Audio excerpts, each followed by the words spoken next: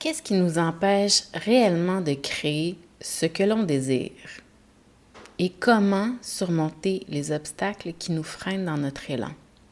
Est-ce que c'est un sujet qui vous intéresse? Alors, si oui, restez avec moi pour ce qui suit. Bienvenue sur le podcast de Un monde organique. Mon nom est Nathalie Pellerin, naturopathe, coach et yogini. Chaque semaine, je vous partagerai un message ou un invité inspirant qui a pour but d'élever la conscience d'un point de vue de la santé du corps, de l'esprit et de la connexion à l'âme. Bonjour tout le monde, je suis vraiment heureuse de vous retrouver encore aujourd'hui. Tout d'abord, j'aimerais vous dire que à partir de la semaine qui vient, vous allez avoir plusieurs invités qui vont venir parler sur le podcast. Alors, cette année, 2024, il va y avoir possiblement de 1 à 2 invités qui vont venir par mois et ça va être vraiment sur des sujets qui sont passionnants. Alors, restez à l'affût de ce qui s'en vient. Pour aujourd'hui, toutefois, je vous parle de ce qui nous empêche de créer réellement ce que l'on désire. Qu'est-ce qui nous met des bâtons dans les roues? Quels sont les obstacles qui nous nuisent à la réalisation de nos projets, de nos rêves, de nos objectifs, de nos aspirations? Et non seulement aujourd'hui, je vais les nommer, mais je vais vous donner vraiment des façons de les surmonter. Alors, tout d'abord, qu'est-ce qui nous empêche d'aller de l'avant? Souvent, il y a la peur, le doute ou un sentiment de culpabilité. Mais sachez que ces émotions ou de l'ordre des croyances, en fait, ce sont des croyances qui sont limitantes et non seulement ça, elles peuvent vous limiter, mais sachez qu'elles ont toutes un cadeau à vous offrir. Et le cadeau, en fait, c'est le pourquoi de la peur. Quel est le message derrière cette peur? Quel est le message derrière ce doute et quel est le message derrière ce sentiment de culpabilité? Et c'est souvent c'est souvent le numéro 1 de nos entraves à notre avancement. C'est parfois même incompréhensible. Mais lorsqu'on s'arrête et on se pose les bonnes questions, c'est là vraiment que on peut transformer la peur, le doute et la culpabilité en informations qui nous supportent. Alors, comment les transformer en moteur de changement plutôt qu'en obstacle?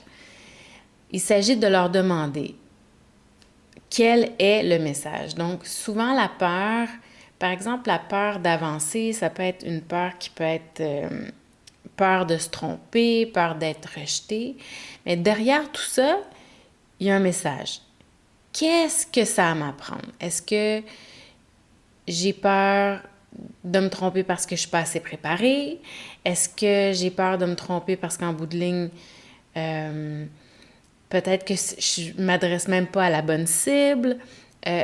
Alors, vous voyez, c'est subtil, mais quand vous vous posez la bonne question, quel est le message? Quelle est l'intention positive du doute, de la peur et de la culpabilité? Alors, vous allez vraiment trouver le Saint Graal qui va vous aider à passer au travers. Vous pouvez vous demander qu'est-ce que j'ai de besoin pour passer au-delà du doute et de la peur. La culpabilité, elle, par contre, elle va être vraiment de vous dire est-ce que j'ai pris 100% de ma responsabilité et est-ce que je prends la responsabilité de l'autre? Parce que souvent, on se sent coupable pour les autres. Alors là, si on prend non seulement plus que notre responsabilité, alors est-ce que j'ai raison de vouloir prendre la responsabilité de l'autre ou cette personne-là est assez autonome et responsable d'elle-même? Évidemment, les enfants, non, mais encore, parfois les enfants, oui, à un certain âge, on doit les laisser aller par eux-mêmes, petit à petit.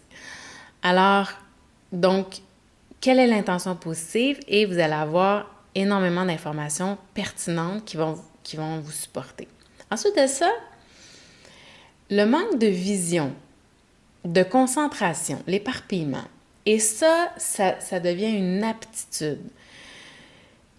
La vision, évidemment, c'est de l'ordre de voir la finalité. Est-ce que vous êtes capable de voir la finalité de votre objectif, de votre projet, de votre rêve? Est-ce que vous êtes capable de voir où vous êtes, qui vous entoure? Parfois, c'est difficile. Alors, si vous avez de la difficulté à le voir, est-ce que vous pouvez l'écrire? Donc, de pratiquer ce muscle-là. Parce que une fois que vous allez le voir, ça va être beaucoup plus facile de vous concentrer sur. Il y a d'autres trucs toutefois. La concentration et l'éparpillement. Si vous avez plein de projets en même temps, c'est clair que ça va être difficile. Puis, je vous dirais même, l'éparpillement, vous pouvez avoir plusieurs projets. Qu'est-ce qui pourrait être aidant? C'est souvent de se dire, OK, cette journée-là est dédiée à tel projet. Cette journée-là est dédiée à tel projet. Au lieu de passer une journée puis d'essayer de toucher un peu à chacun des projets, ça, évidemment, ça peut vous aider de prendre un temps où vraiment vous êtes concentré et dédié à une tâche, un projet, un objectif. Évidemment, d'en avoir plusieurs. C'est vraiment difficile d'avancer plusieurs projets à la fois parce que souvent, on ne sent même pas qu'ils avancent tellement, qu'il y en a tellement. Donc, il y a plein d'actions que l'on pose et chaque projet avance à petits pas. Donc, est-ce que c'est possible d'en faire avancer un par semaine, par exemple, ou un par mois, tout dépendant de la priorité? Et la concentration, de rester focus. Et de rester focus, évidemment, ça demande une vision claire, ça demande de savoir exactement ce qu'on a à faire. Donc, la vision globale, ensuite, une fois qu'on a la vision globale, c'est de déterminer quelles sont les actions que j'ai à poser cette semaine, ce mois-ci, aujourd'hui.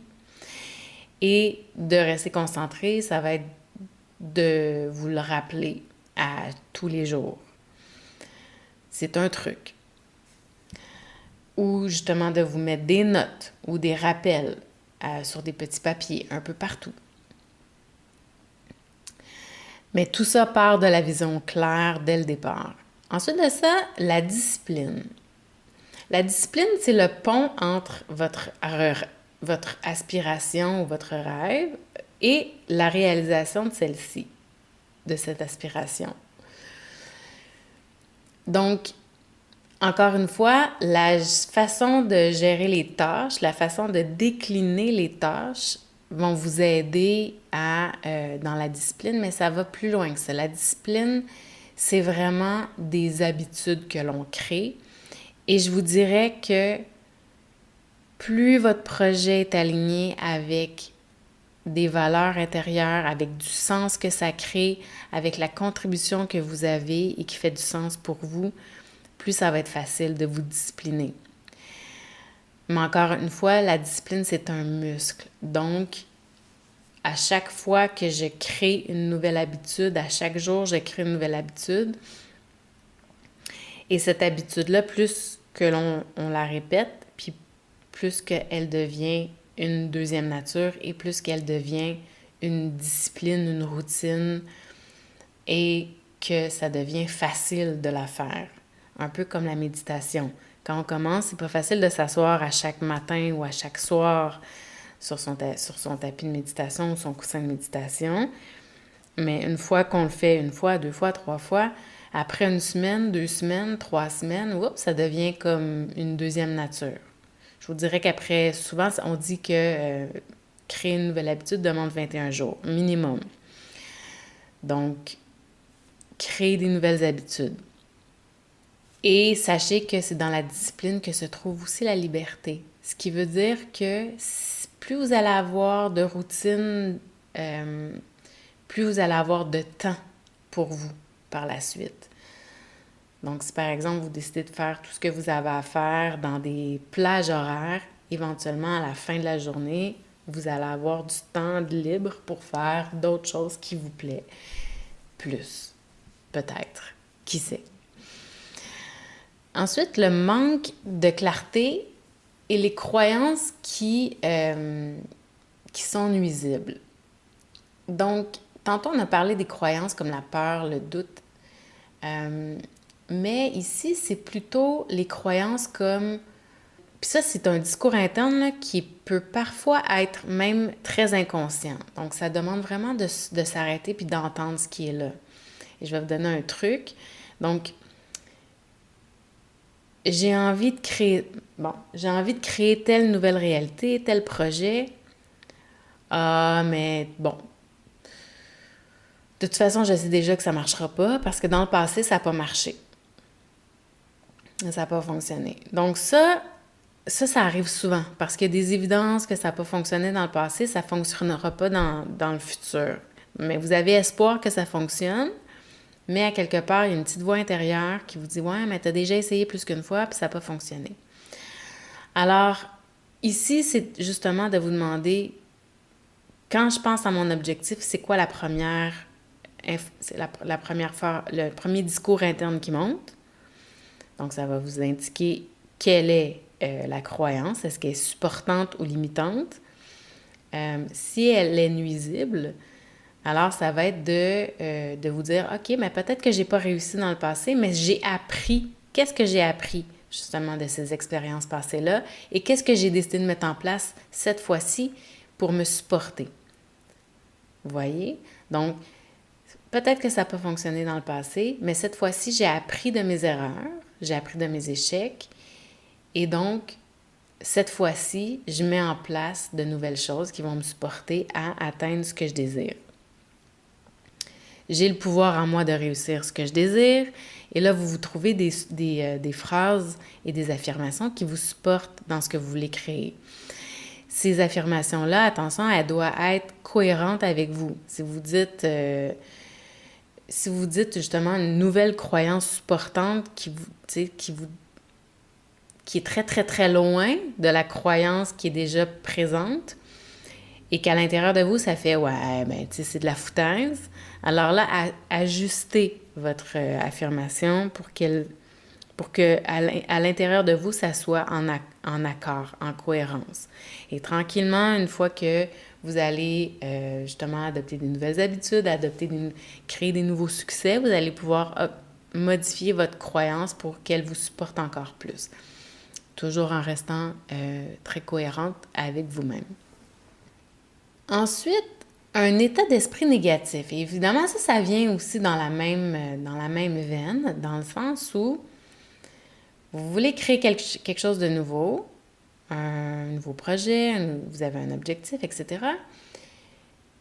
Mais à chaque fois qu'il y a un obstacle, vous vous plaignez, vous êtes victime, vous perdez espoir, vous lâchez prise dans le sens où vous laissez tomber ou vous mettez sur la faute des autres. Donc, vous prenez jamais le leadership de votre projet. Et en fait, de prendre le leadership de votre projet, ça veut dire que, OK, il y a un obstacle. Est-ce que j'ai quelque chose à apprendre de cet obstacle? Oui, non, peut-être. Comment je peux aller au-delà? Comment je peux vaincre cet obstacle? Parce que des obstacles, il va toujours en avoir. Donc, comment je peux faire pour passer au travers? Est-ce qu'il y a un autre chemin à prendre? Est-ce que justement, ça va... Est-ce que cet obstacle-là a quelque chose à me dire? Est-ce qu'il veut m'amener dans une autre direction qui serait peut-être la plus simple, la meilleure, la plus en accordance, la plus en alignement avec ce que je suis? Donc, qu'est-ce que cet obstacle a à nous dire? Et justement, de prendre 100% de la responsabilité. Aussitôt qu'on met la faute sur les autres, aussitôt qu'on se déresponsabilise en prenant un rôle de victime, parce qu'on est comme victime de tout ce qui est à l'extérieur de nous, aussitôt qu'on reprend son pouvoir intérieur, qu'on est 100% responsable de ce qu'on crée et du reflet du monde extérieur vers soi, alors, c'est comme ça qu'on se transforme intérieurement et qu'on va de l'avant et qu'on prend son leadership pour créer réellement ce qu'on veut. Et ça ouvre justement la voie à une transformation profonde qui va vous supporter dans ce que vous voulez créer. Ben, avant même d'en dessous de ça, donc ça va être vraiment de les affronter, de les percevoir et de les entendre, ces pensées-là. Parce que, encore une fois, Des fois, on n'en est même pas conscient. Mais justement, quand on s'arrête 2 minutes, puis on se pose la question, OK, j'essaie de créer ça, j'ai un obstacle, c'est quoi ma première pensée? Ah, il y a tout le temps quelque chose qui arrive, j'y arriverai jamais. Ah, ben, tu sais, si lui avait pas été dans le chemin, tu sais, ça m'aurait permis d'aller là, donc c'est sa faute. Donc, vous voyez, attardez-vous à à ces informations-là qui sont riches de votre état d'esprit, riches d'informations à propos de votre état d'esprit. Et l'état d'esprit, vous savez, c'est le mindset. Ensuite, l'insécurité. L'insécurité, souvent, est cet espace de manque. Donc, l'espace de manque et l'insécurité sont des espaces qui vont vous nuire dans votre projet. Dans le sens où, si vous allez vers par exemple, vous voulez changer de travail. Vous savez que cette entreprise-là aurait un poste qui pourrait vous plaire, à un meilleur salaire, etc., qui est aligné pas totalement à ce que vous voulez, mais comme il va vous apporter de la sécurité financière, vous décidez d'aller vers là. Au lieu de vous dire, ben, tu sais-tu quoi? Je veux la sécurité financière, mais je veux aussi que le travail que je fais soit complètement aligné avec ce que je désire, en lien avec mes valeurs, en lien avec ma mission, en lien avec mes aptitudes, en lien avec ce que j'ai envie de créer dans le monde, en lien avec ce qui fait du sens pour moi. Et au moment où vous savez exactement ce que vous voulez, bien, faites confiance que vous allez trouver ce travail-là qui est complètement aligné au salaire que vous voulez, au lieu de prendre celui qui est au salaire, mais qui n'est pas aligné avec ce que vous voulez, pour éventuellement changer encore de travail parce que vous êtes malheureuse. Donc, vous voyez, l'insécurité, cet espace de manque-là qui nous amène à prendre des décisions qui ne sont pas les bonnes. Donc, ça peut être ou un autre exemple, puis ça, je voulais, tu sais, c'est 2 exemples que je prends qui sont souvent, que je prends souvent les mêmes, mais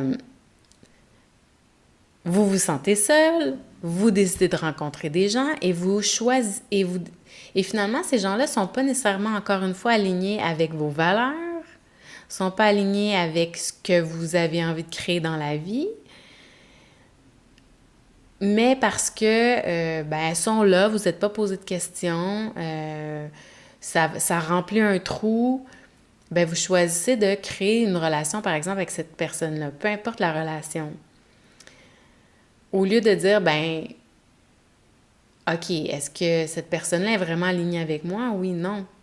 Non, elle n'est pas alignée avec moi. Alors pourquoi je prendrais du temps avec cette personne-là quand je pourrais prendre du temps avec des gens qui sont alignés avec moi puis qui vont me propulser vers où est-ce que je m'en vais, puis qu'on va se supporter puis se propulser. Vous voyez? Donc, des fois, on se contente de peu au lieu de voir grand puis de croire justement puis de s'entourer vers ce qu'on désire réellement créer dans notre vie. Donc, ça nous met des bâtons dans les roues, en fait. Donc, et c'est ça que ça veut dire de prendre d'un état de manque, un état d'insécurité, un état de solitude. Encore une fois, ça vient à une insécurité, la solitude. Donc, j'ai peur d'être seule. Je me sens insécure quand je suis toute seule. Alors, faites attention à ça. Est-ce que j'y vais par rapport à quelque chose qui manque ou j'y vais par rapport à quelque chose qui est plein, que j'ai envie de créer à partir de cet espace-là? Ensuite, la motivation profonde, votre réel moteur de votre projet, de votre rêve, c'est le sens qui donne à votre vie. C'est l'alignement avec vos valeurs. C'est l'alignement avec la joie que ça crée à l'intérieur de vous, de l'étincelle que ça crée dans votre cœur. Si ce n'est pas aligné profondément à ce que vous voulez, à vos valeurs, à ce qui est important pour vous, et que ça ne génère pas des émotions positive, profonde en vous, si ça ne fait pas de sens pour vous, ça va être vraiment difficile de créer ce que vous voulez créer. Donc, encore une fois, je reviens à ça, mais quand on veut perdre du poids, par exemple, on veut prendre en main sa santé, mais pour des raisons qui ne sont pas significatives pour vous, ça va être difficile. Alors, dans votre objectif, posez-vous la question, en quoi c'est important pour moi de faire ça? En quoi c'est important pour moi d'aller vers là, de créer ça dans ma vie? Et là, vous allez vraiment, éventuellement, à force de vous poser cette question-là, vous allez en fait creuser vers justement cette motivation profonde, ce grand pourquoi qui va être aligné et qui va vous motiver vers ce que vous voulez créer. Ensuite de ça, évidemment, qu'est-ce qui pourrait vous supporter dans votre élan et vous supporter dans ce que vous désirez? C'est une communauté. C'est du support. Donc, d'avoir le support de vos proches, d'avoir le support d'une communauté, de vos pairs, c'est vraiment important. Donc, la motivation peut vaciller parce que oui, c'est pas tout le temps facile, mais le soutien justement de vos proches ou de pairs ou de gens avec qui vous allez décider de vous responsabiliser mutuellement, ça va vraiment avoir un impact sur ce que vous désirez créer. Par exemple, si vous avez envie de recommencer à courir et que c'est un peu difficile de recommencer seul, alors de vous trouver un partenaire ou un groupe ou une communauté de course, ça va vous emmener à justement créer cette nouvelle habitude-là. Puis une fois que l'habitude va être créée, vous allez sûrement être capable d'y aller courir toute seule. Et en même temps, aller avec le groupe quand vous avez envie d'être avec le groupe, puis d'y aller toute seule quand vous avez envie d'y aller toute seule. Donc, de vous trouver une communauté qui va vous supporter. Et finalement, la santé et la vitalité. Si vous n'avez pas la santé, c'est vraiment difficile. Si vous n'avez pas la vitalité, si vous n'avez pas l'énergie, c'est vraiment difficile d'accomplir ce que vous voulez accomplir. Donc, faire des choix qui alimentent votre bien-être physique et votre bien-être mental, ça revient un peu à la motivation profonde. Si ce que vous faites, ça ne vous donne pas d'énergie puis ça vous draine, c'est un signe qu'il y a quelque chose qui n'est pas aligné. Si les choix personnels par rapport à votre santé ne sont pas les bons et ne vous donnent pas d'énergie parce que vous ne vous alimentez pas bien, parce que vous ne dormez pas bien, parce que vous ne faites pas assez de sport qui vous donne l'énergie, alors évidemment, ça va avoir un impact sur la réalisation de votre rêve, de votre aspiration, de votre projet. Donc, posez-vous la question, qu'est-ce qui m'empêche en fait d'atteindre mon rêve? Qu'est-ce qui m'empêche de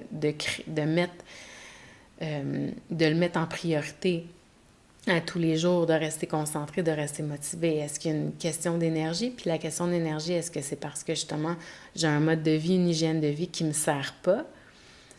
Peut-être que oui, peut-être que non. Alors voilà. Alors c'est ce que j'avais envie de vous parler aujourd'hui.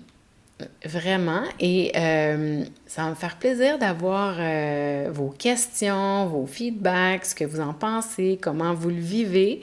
Donc, si vous l'écoutez à travers les médias sociaux, vous pouvez soit me mettre des commentaires dans les médias sociaux ou sous le podcast lui-même. Donc, surmonter les freins à votre avancement va vous demander de faire une introspection honnête et va vous demander un engagement vers votre transformation intérieure parce que votre monde extérieur est un reflet de votre monde intérieur. Donc, en adoptant une approche proactive pour conscientiser vos émotions, pour clarifier vos objectifs, pour entendre les discours internes, pour cultiver des habitudes qui sont bénéfiques pour votre santé, votre bien-être physique, mental. Alors là, vous allez créer un terrain fertile pour réaliser pleinement ce que vous voulez. Donc, évidemment, la clé réside dans la persévérance et la persévérance réside dans le grand pourquoi et donc l'aliment à vos valeurs et au sens que ça crée dans votre vie. Alors, si vous avez envie d'aller plus loin dans ce sens, ben, je suis là. Si vous avez envie que je vous accompagne vers l'accomplissement d'un rêve, ça va me faire plaisir. C'est ce que je fais en coaching avec mes clients, mes clientes. Si vous avez envie de faire ça à votre rythme, il y a le programme Manifester votre rêve extraordinaire qui est exactement en fait comment vous discipliner, comment trouver votre grand pourquoi, comment vous aligner profondément avec votre rêve, comment outrepasser vos obstacles, comment lire les obstacles. Alors, si ça vous intéresse, il est justement en promotion ces temps-ci parce que justement pour bien débuter l'année, donc je vous invite, je vais vous mettre tout le détail aussi sous le podcast, donc je vous invite à aller voir les détails et à vous inscrire si vous avez besoin de support à votre rythme. Ça m'a fait plaisir de vous parler pour encore aujourd'hui. J'ai hâte de vous reparler la semaine prochaine. Bonne semaine, à bientôt!